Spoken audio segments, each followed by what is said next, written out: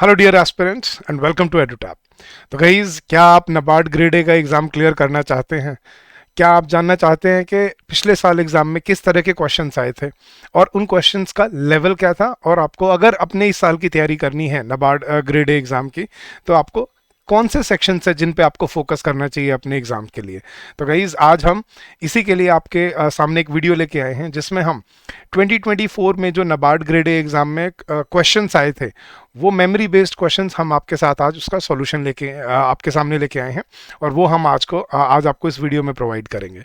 But guys, सबसे पहले ये प्रीवियस ईयर क्वेश्चन की फाइल आपको हमारे टेलीग्राम चैनल पे मिल जाएगी, जिसका लिंक इस वीडियो के डिस्क्रिप्शन में भी गिवन है। और गाइज, इसके साथ साथ इसी वीडियो के डिस्क्रिप्शन में आपको हमारी एक नबार्ड ई बुक का, NABARD grade A E book का लिंक भी मिलेगा।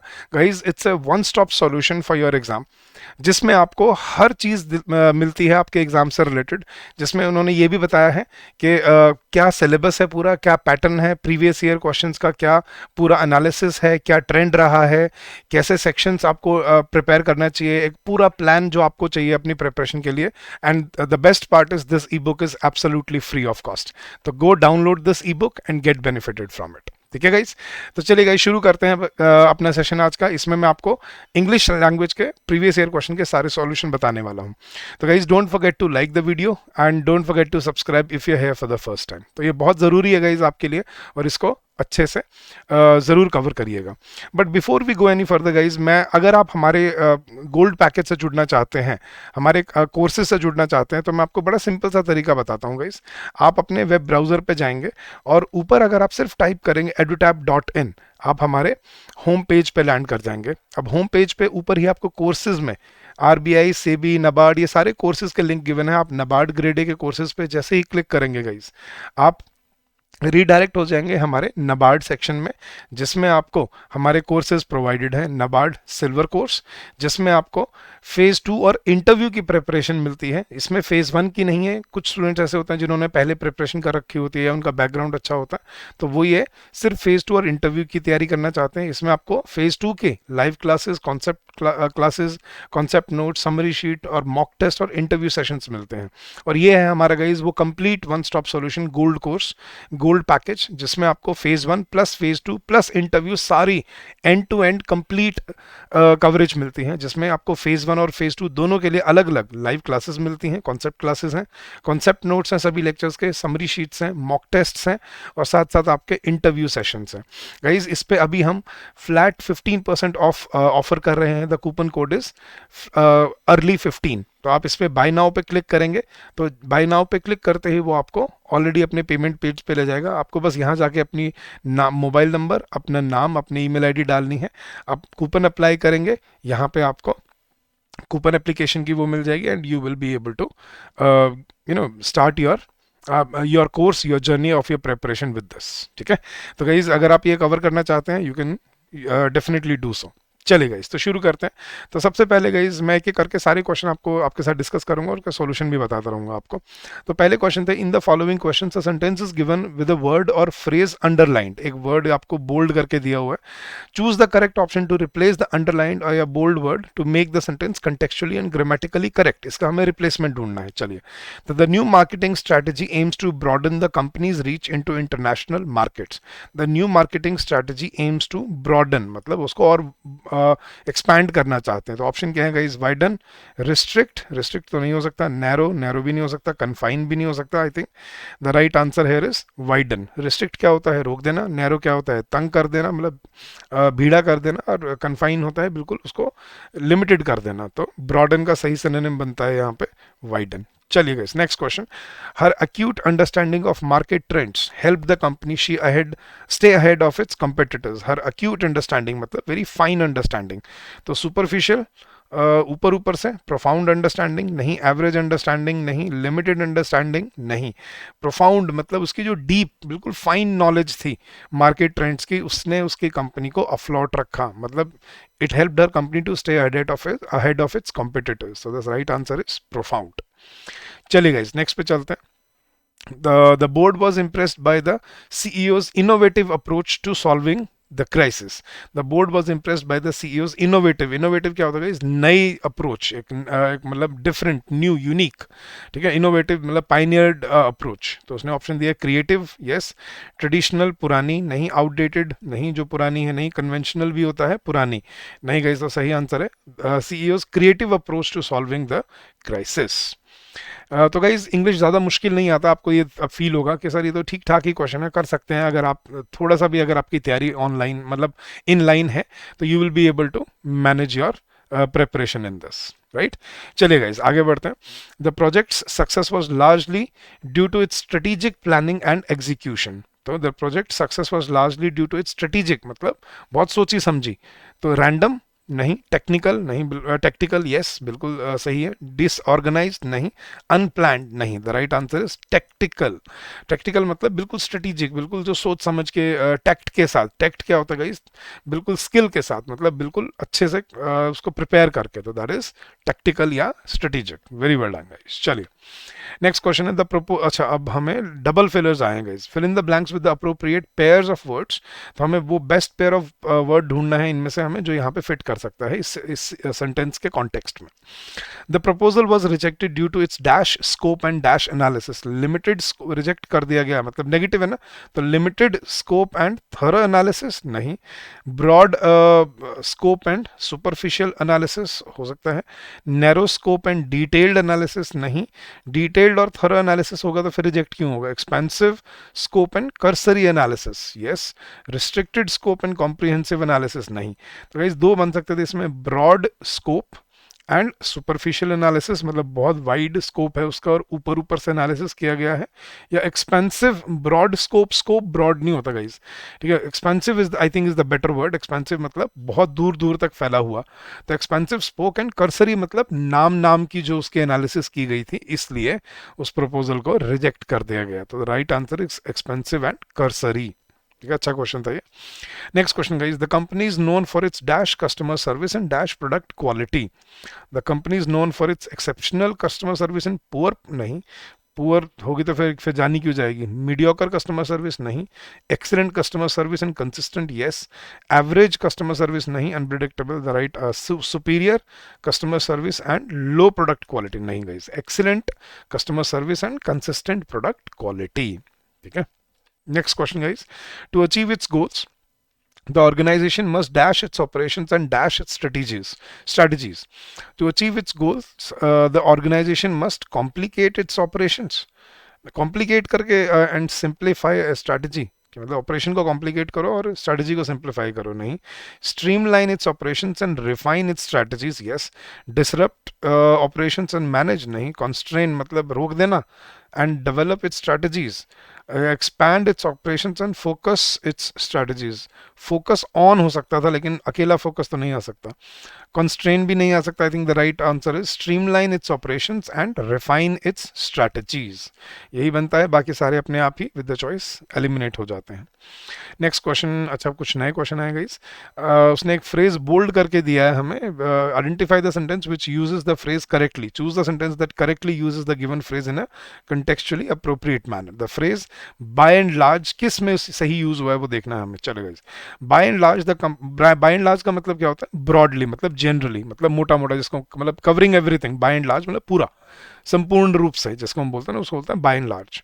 तो by and large the company's expansion into new markets has been a strategic success. Okay. The new policy is by and large a positive change. But there are some concerns. फिर पूरा फिर तो contradictory हो गया. Although the team did well, by and large they miss several key deadlines नहीं. The manager's approach was by and large ineffective in addressing the core issues. By and large पूरा नहीं. By and large the project outcome was disappointing नहीं guys. By and large मतलब होता है कि पूरी तरह से, संपूर्ण मात्रा में. तो I think option A is the right choice. By and large the company's expansion into new markets has been a strategic success.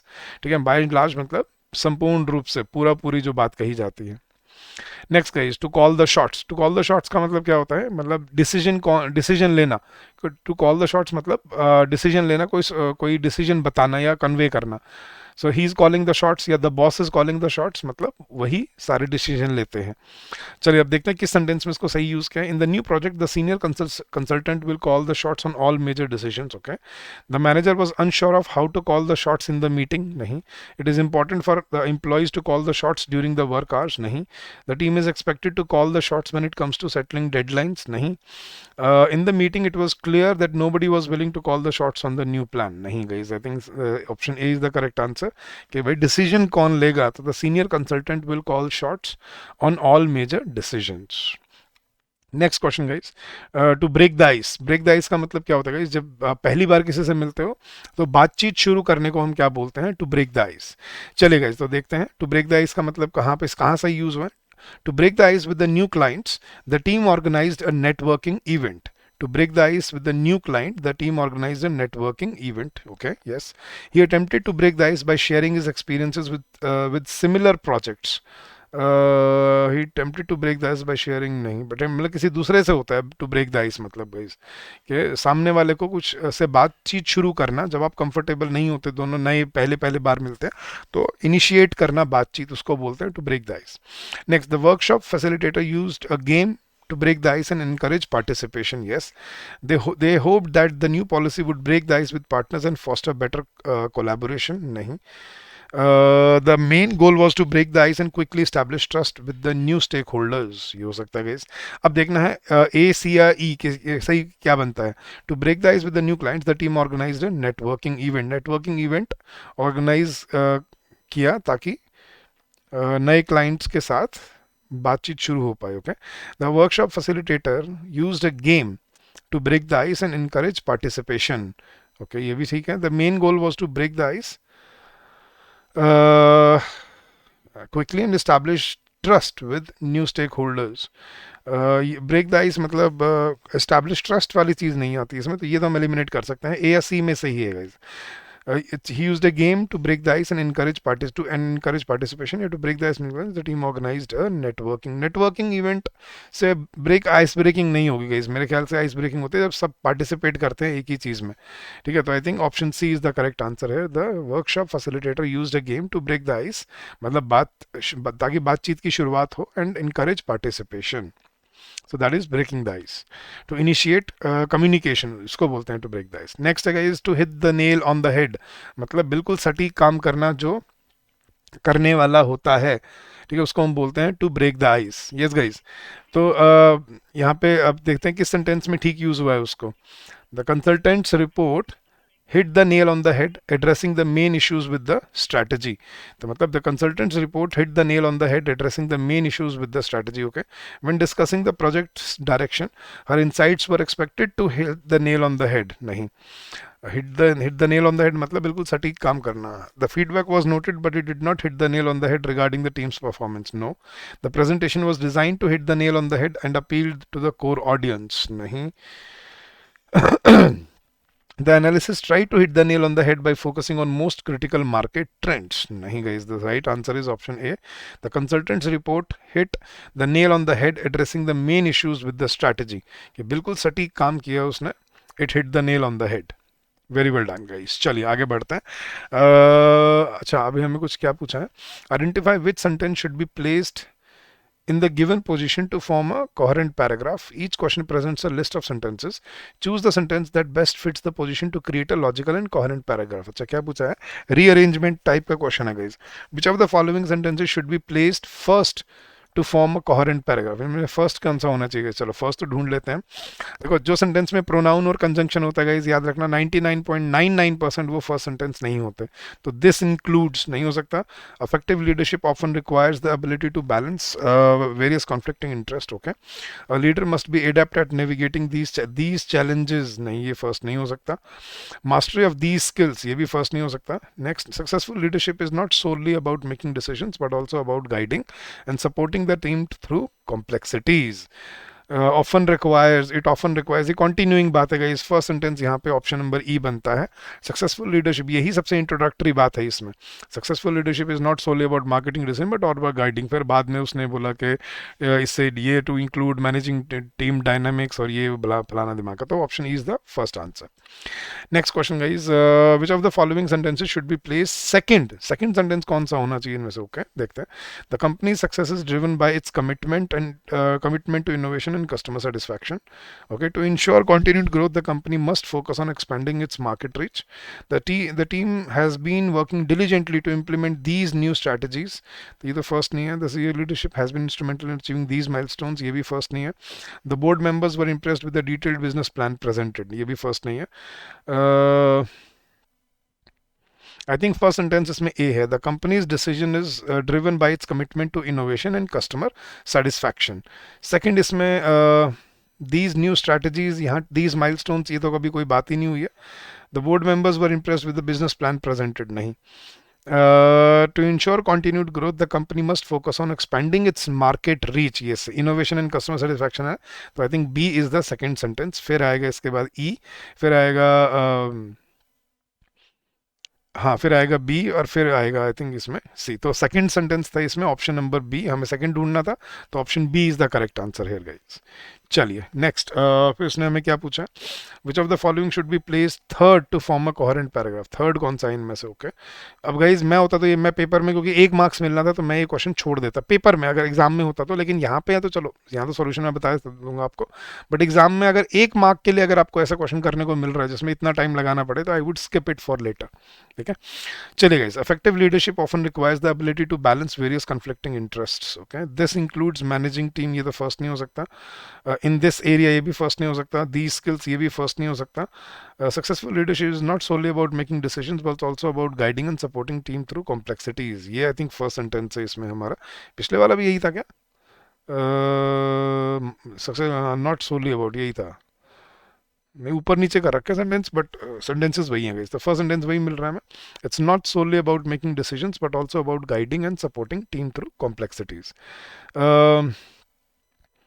This includes the skills, नहीं दी स्किल्स के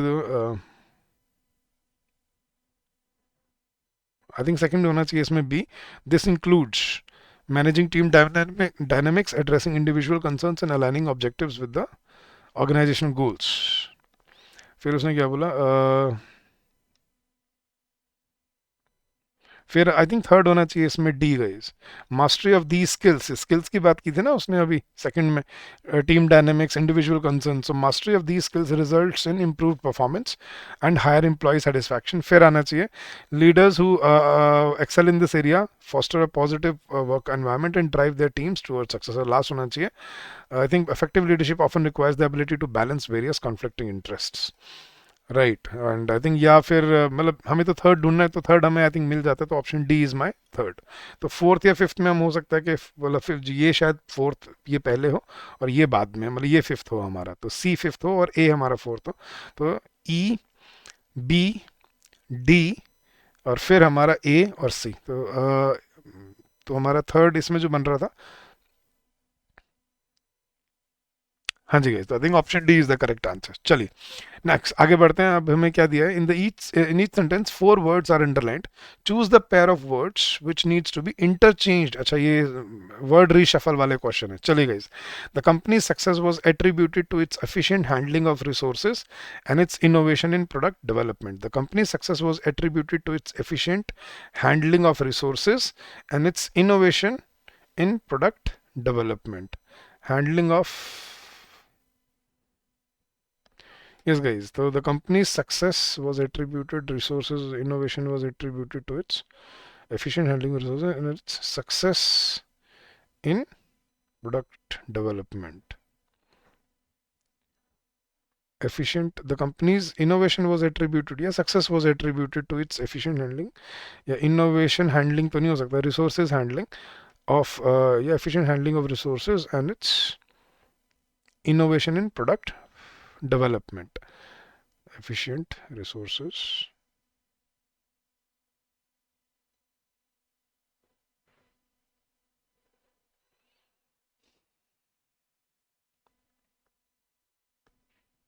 इसमें कोई ऑप्शन भी नहीं दिया हुआ इन्होंने, मेरे ख्याल से इन्होंने सेंटेंस में या कुछ गड़बड़ हो गया यहाँ पे। द कंपनी सक्सेस, ये तो ठीक है। Was attributed to its innovation handling of resources, नहीं। एफिशिएंट हैंडलिंग ऑफ इनोवेशन, नहीं। सेंटेंस ऐसे बिल्कुल ठीक है, and its innovation, so I think इसमें नो इंटरचेंज आना चाहिए, वो ऑप्शन कहीं गड़बड़ हो गया इनसे शायद, तो इसमें नो चेंज आएगा, the sentence is correct as it is. Next, his dedication to the project was appreciated by all and his contribution was seen as a major factor in the project's success. I think ये भी ठीक करके ही दिया हुआ है उन्होंने। His dedication to the project was appreciated by all and his contribution was seen as a major factor. तो his dedication to the factor appreciated, his contribution to the project अच्छा was appreciated by all and his dedication was seen as a major factor। तो dedication और contribution अच्छा ये ठीक है, इसमें हाँ इसमें गड़बड़ थी, तो यहाँ पे ये होना चाहिए था his contribution to the project was appreciated by all and his dedication was seen as a major factor in the project's success। नहीं his ठीक है, तो dedication और contribution का है yes, so option E is the correct answer here। yes guys, चलिए next, the department has made significant progress in improving its strategies for better performance and efficiency। the department has made significant progress in strategies, it's improving, इसमें भी ये वही guys, no change है, the sentence is correct as it is। ये गलत, इसमें एक option जो no change वाला होना चाहिए था ना, वो मिसिंग है शायद, इसमें वो गलत दिया हुआ इन्होंने, तो इसमें सेंटेंस ये भी बिल्कुल ठीक था। चलिए गाइज आगे बढ़ते हैं, इसमें हमें क्या करना है guys, the sentence contains an error, choose the option that indicates the error, if there is no error select no error। okay, despite of erroneous part ढूंढना है, error detection के question है। despite of the team's rigorous preparation the presentation did not meet the expected standards। despite के साथ guys, ये तो मुझे शुरू में दिख गया था, despite के साथ कभी off use नहीं होता गाइज, instead के साथ off होता है, in spite के साथ होता है, लेकिन despite के साथ कभी off use नहीं होता, तो despite अकेला use किया जाता है, तो despite the team's rigorous preparation ऐसे होना चाहिए था ये, the presentation did not meet the expected standards। next question guys, each of the department heads have been asked to submit their reports by the end of the week। हाँ जी guys, तो अब ये हमें ध्यान है guys, अगर ये singular word, singular indefinite pronouns, each, everyone, everybody, someone, somebody, no one, nobody, anyone, anybody, one, any, every, अगर ये वर्ड सेंटेंस के स्टार्टिंग में आते हैं तो याद रखना वर्ब हमेशा क्या यूज होती है गाइस, सिंगुलर। तो यहाँ पे हैव बीन नहीं, each of the department heads has been asked आएगा यहाँ पे, तो error was in the B part, have been की जगह हैज बीन होगा। Next question guys, the company is looking forward to receive feedback from the clients on the new product. अब guys क्या गलती थी इसमें गाइस, अब लुकिंग फॉरवर्ड के साथ गाइस याद रखना, लुक फॉरवर्ड या लुकिंग फॉरवर्ड टू के बाद जो वर्ब यूज होती है ना, वो फर्स्ट फॉर्म में नहीं, वो आईएनजी फॉर्म में यूज होती है। तो यहाँ पे क्या आएगा, the company is looking forward to receiving feedback from the clients on the new product. तो the company is looking forward to receiving होगा रिसीव की जगह पे, तो टू रिसीव नहीं, यहाँ पे क्या होना चाहिए था, टू रिसीविंग, क्योंकि लुकिंग फॉरवर्ड टू या look forward to with a view to, given to, taken to, use to, accustom to, averse to, aversion to, इनके साथ हमेशा इनके साथ वर्ब की आईएनजी फॉर्म यूज की जाती है गाइस, ये हमने एडवांस वर्ब में किया हुआ है। तो यहाँ पे क्या आएगा, the company is looking forward to receiving feedback from the clients on the new product. चले गए नेक्स्ट क्वेश्चन। अच्छा अब आ जाते हैं हम अपने रीडिंग कॉम्प्रीहेंशन पे। चलिए गए, तो रीडिंग कॉम्प्रीहेंशन को रिवर्स रीडिंग से करते हैं। इसमें पहले क्वेश्चंस पढ़े जाते हैं हमेशा और फिर इनको सॉल्व किया जाता है। तो पहले क्वेश्चन देखते हैं, जो भी मतलब फैक्चुअल क्वेश्चंस होंगे उनको डिस्कस करेंगे। What prompted the Kenyan government to declare war on the rose ringed parakeet. तो what prompted the Kenyan government, किस वजह से कीनियन गवर्नमेंट ने वॉर डिक्लेयर कर दिया था रोज रिंग्ड पैराकीट के ऊपर। Okay, what specific damage have the parakeets caused according to the passage. क्या डैमेज किया है पैराकीट्स ने, तो पैराकीट के ऊपर आई थिंक पैसेज होने वाला है। What measures had been previously attempted to control the parakeet population, कि क्या मेजर्स लिए गए थे पहले पैराकीट पॉपुलेशन को रोकने के लिए, ये हमें ढूंढना है। डैमेज क्या किया है वो ढूंढना है। कीनियन गवर्नमेंट ने वॉर क्यों डिक्लेयर किया था वो ढूंढना है। Okay, what is included in the new strategy declared by the government, new strategy में क्या इंक्लूडेड है हमें वो ढूंढना है। How has the presence of parakeets affected the farmers financially, के किसानों को कैसे फाइनेंशियली इफेक्ट किया है पैराकीट ने, वो हमें ढूंढना है। What is the purpose of the government's public awareness campaigns, public awareness campaigns का पर्पस क्या है वो हमें ढूंढना है। And according to the passage, what role do agricultural experts play, what role do agricultural experts play in the new strategy के, नई strategy में एग्रीकल्चरल एक्सपर्ट्स का क्या रोल होने वाला है वो हमें पता करना है। अच्छा, what long term solutions are being considered by the government, long term solutions क्या सोचे जा रहे हैं गवर्नमेंट के द्वारा वो हमें बताना है। ओके, सारे ही फैक्चुअल क्वेश्चन थे ये, तो आई थिंक ईजी था काफ़ी। एंड फिर एक वर्ड है डेट्रीमेंटल का, उसने सिनोनिम पूछा है, और इन्फेस्टेशंस का एंटोनिम पूछा है। चलिए गाइस अब पढ़ते हैं। तो आई थिंक हमें पैराकीट और पैराकीट ने क्या किसान की फसलों को नुकसान किया है कीनिया में, आई थिंक ये पैसेज होने वाला है, तो पढ़ते हैं और फिर इसका आंसर करते हैं। चलिए guys, in a surprising move, the Kenyan government has declared war on a bird species of Indian origin, the rose ringed parakeet. अच्छा, इंडियन ओरिजिन का है ये। तो in a surprising move the Kenyan government has declared war on a bird species of Indian bird है sorry bird species of Indian origin, the rose ringed parakeet, which has been causing extensive damage to local agriculture. कि local agriculture को extensive damage दे रहा है, इसलिए government ने इसके ऊपर वॉर डिक्लेयर कर दिया है। दिस वाइब्रेंट ग्रीन पैरट, अच्छा ये तोता होता है parakeet, this vibrant green parrot known for its adaptability and intelligence has become a significant pest in Kenya, के जो अडेप्टेबल है और बड़ा इंटेलिजेंट होता है, जो हरा तोता होता है पैराकीट, ये कीनिया में एक पेस्ट बन गया है। ठीक है, the governments decision comes after years of mounting evidence showing the detrimental impact of these birds on crops, particularly मेज एंड फ्रूट्स। के फ्रूट्स पे और मेज पे कितना बुरा प्रभाव डालते हैं पैराकीट्स, ये स्टडी से अब पता लग गया है। डेट्रीमेंटल मीन्स बुरा प्रभाव। चलिए guys, farmers have reported losses in their yields due to the parakeets voracious appetite, मतलब जो इतना भर भर के खाते हैं वो, and their ability to quickly multiply, और बहुत जल्दी वो ग्रो कर जाते हैं। The birds presence has also led to increased costs for pest control measures, कि पेस्ट कंट्रोल मेजर्स की वजह से कीमतें बढ़ गई हैं। और दूसरा, सिग्निफिकेंट इकोनॉमिक स्ट्रेन पड़ा है एग्रीकल्चरल सेक्टर के ऊपर, क्योंकि उनको पेस्ट कंट्रोल करना पड़ता है।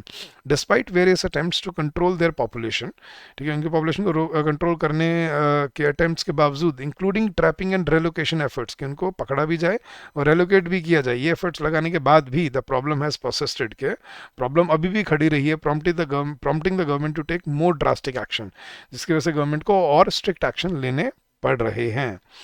The declaration of war involves a comprehensive strategy including a nationwide culling program. Nationwide culling program है जिसमें, और public awareness campaigns हैं aimed at mitigating the impact of parakeets. The government is also collaborating with agricultural experts to develop long-term solutions to prevent future infestations. के आगे चल के भी ऐसी infestation ना हो, इसके लिए वो agricultural experts से लॉन्ग टर्म सॉल्यूशंस डेवलप करवा रहे हैं।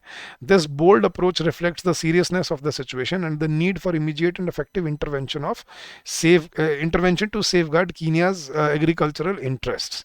तो this bold approach reflects the seriousness of the situation, कि वॉर डिक्लेयर कर दिया उन्होंने, और and the need for immediate and effective intervention to safeguard Kenya's agricultural interest. चलिए guys, what prompted the Kenyan government to declare war on rose-ringed parakeets? The birds' attractive appearance? Nahi. The economic strain caused by crop damage? Yes.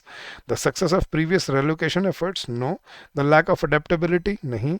Public demand for a ban? Nahi. I think the economic strain caused by the crop damage.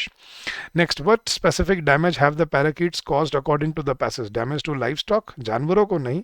Losses in crop yields, particularly maize and fruits? Yes. Contamination of water sources? No. Soil erosion? No. Destruction of infrastructure? No. Losses of crop yields, particularly maize and fruits. What measures had been previously attempted to control the parakeet population? Government subsidies for farmers? नहीं. Nationwide culling program? Yes. Trapping and relocation? International cooperation efforts? या public awareness campaigns? I think बाद में चलाई हैं उन्होंने, पहले उन्होंने क्या किया था, relocation और culling, nationwide culling program चलाया था उन्होंने। तो प्रीवियसली क्या अटेम्प्ट किया गया था, एक बार देख लेते हैं। हाँ, पेस्ट कंट्रोल। अच्छा, ये तो अभी किया है उन्होंने नेशन वाइड कलिंग, तो पहले इंक्लूडिंग ट्रैपिंग एंड रेलोकेशन वो पहले कर चुके हैं, despite various attempts to control the population including trapping and relocation the problem has persisted. तो सही आंसर है इसमें trapping and relocation is the correct answer. Nationwide culling program तो अब बाद में शुरू किया है उन्होंने, when they have declared war on this species. चलिए guys, what is included in the new strategy declared by the government? What is included in the new strategy declared by the government? A ban on all agriculture exports? नहीं. Expansion of birds natural habitat, nationwide culling and public awareness campaigns? Yes. Introduction of new bird species? नहीं. Increased funding for international bird conservation? नहीं. Nationwide culling and public awareness campaign जो अब शुरू किया है. How has the presence of the parakeets affected the farmers financially? It has led to increased profits from crop sales? नहीं. It has a lower cost नहीं, higher cost for pest control. Significant economic stress due to crop losses and pest control costs? Yes. Additional revenue through bird watching tourism? नहीं. Improved soil fertility? नहीं. It has caused significant economic strain due to crop losses and pest control costs. Next, what is the purpose of the government's public awareness campaigns? To promote bird conservation? Nahi. To increase public knowledge about the parakeet's appearance? Nahi. To inform public about the impact of parakeets and the new control measures? Yes. To encourage the import of more exotic birds? Nahi. To provide financial assistance? No. To inform, to make the public informed about the parakeets, the impacts of parakeets and the new control measures. Next guys, according to the passage, what role do agricultural experts play in the new strategy? They are developing long-term solutions to prevent future infestations? Yes. They are leading nationwide culling program? No. They are handling public awareness campaigns? No. They are responsible for relocation efforts? No. International bird? No. The correct answer is clearly option A, that they are developing long-term solutions to prevent future infestations. Chaliye guys, next, what are long-term solutions? What long-term solutions are being considered by the government? Establishing protected areas for the parakeets, developing strategies to prevent future infestations, increasing the impact of parakeets for tourism, creating incentives for farmers to tolerate the birds, or restricting access to agricultural lands. Yes guys, I think correct answer is option B, developing strategies to prevent future infestations. यही long term solutions हैं. चलिए guys, next, the synonym of the word detrimental. Detrimental होता है बहुत खराब. तो advantageous नहीं, harmful नहीं, यस, बेनिफिशियल नहीं, न्यूट्रल नहीं, प्रोटेक्टिव नहीं. तो इसका सही आंसर बनता है डेट्रीमेंटल इज हार्मफुल. और दूसरा वर्ड क्या था? इन्फेस्टेशन. हाँ, मतलब पेस्ट का आ जाना. तो इन्वेजन हो जाना. एंटोनिम ढूंढना है हमें. चलो, आउटब्रेक, इन्वेजन नहीं, एक्सक्लूजन, स्प्रेड और attack. I think exclusion is the right antonym. Infestation होता है आउटब्रेक हो जाना, किसी चीज के महामारी का फैलना, और एक्सक्लूजन मतलब उससे बचे रह जाना. तो that is the right answer. तो चलिए गाइस, ये थे आपके 2024 के previous year questions. I hope in question से आपको समझ आया होगा कि कैसा आपका एग्जाम का लेवल रहता है और कैसे क्वेश्चंस आपको एग्जाम में पूछे जाते हैं. So I wish you all the success in your endeavours ahead and I hope this session will help you directing your strategy in the right direction. So guys, अगर आपको कोई डाउट है, कोई क्वेरी है, you can always call us on this number, that is 8146207241, or you can also drop us an email at hello@edutab.co.in. And guys, don't forget to check out the free ebook given in the description of the video, and go check out the courses, and you will definitely get benefited from it. And if you want the PDF of this session, you can find these PDFs in our courses as well, on our website as well, and we will also provide it to you on our Telegram channel. The link is given in the description of the video. So thank you so much once again guys, and happy learning to all of you. We will keep on coming up with more such sessions to help you out. Stay safe, stay healthy. Thank you very much, and all the very best.